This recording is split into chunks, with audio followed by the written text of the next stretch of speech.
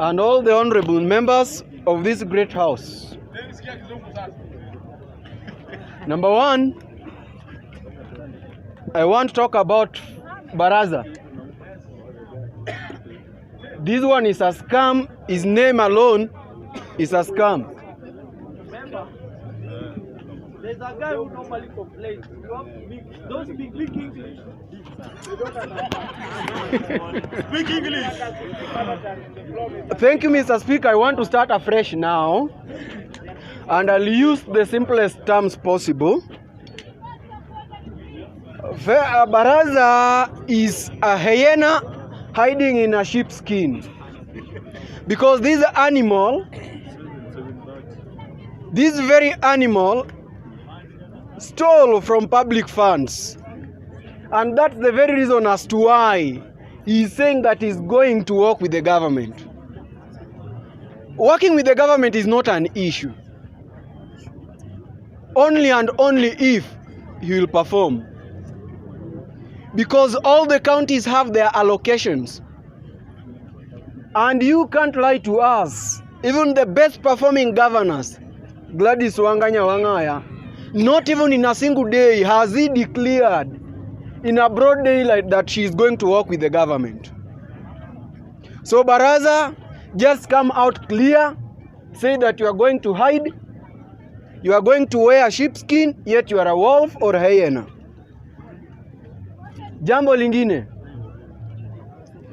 Embakasi fire outbreaks. And before I touch on that, Mr. Speaker, allow me say this. The very member of the parliament who talked about Eugene Wamalwa and Kalonzo Musyoka plans to quit Azimio. Today, this very day, some hours before afternoon, Kalonzo himself spoke and said very well, as I quote, that Azimio is more than stable. Is stable than it was those days back. So hii stories zingine tunasikia mara wanataka kutoka, hizo ni stories za jaba. Now let me talk about this heart-touching issue, Mr. Speaker. The fire outbreak and Babu Owino's proposal for these people to be given houses in the project of affordable housing. Mr. Speaker, I want to publicly say that our government won't and will never give these people houses. Number one, the very accident, as I may call it, happened when the president was away. He was outside the country. When he came back, the very first stop he alighted in Embakasi East, that's the JKIA. He went without even branching there. The very president again yesterday left just through Embakasi, even just taking himself to say sorry to these people who lost their loved ones, who got severe injuries, Mr. Speaker. These are clear show that our government is not a caring one.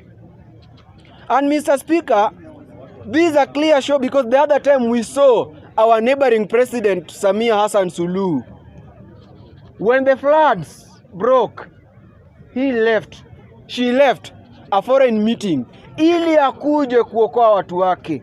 Je, huyu mtu wetu akona utu ama yeye pia ni yule mnyama amevaa ngozi ya kondoo? Let me not call him Fisi, but you people, the noble members of this house, have the best name for him. Mr. Speaker, as I conclude, still on this issue, I'm finishing, Mr. Speaker, just more than 5 seconds or 30. Mr. Speaker, our president, our illegitimate president, our unable president, William Arap Mashamba. This guy is a scam. This guy is a scam because even all his foreign tours, mara tumesikia huku ametia sahihi nini. Hizi zote hazituletei maendeleo. We as the common wananchi, before 2027 comes, our brains should be in a boiling point, at a boiling point, such that ikifika 2027, we don't repeat the mistake. Mr. Speaker, since there's no member on the floor, I will Number speak. 2. Sasa wewe.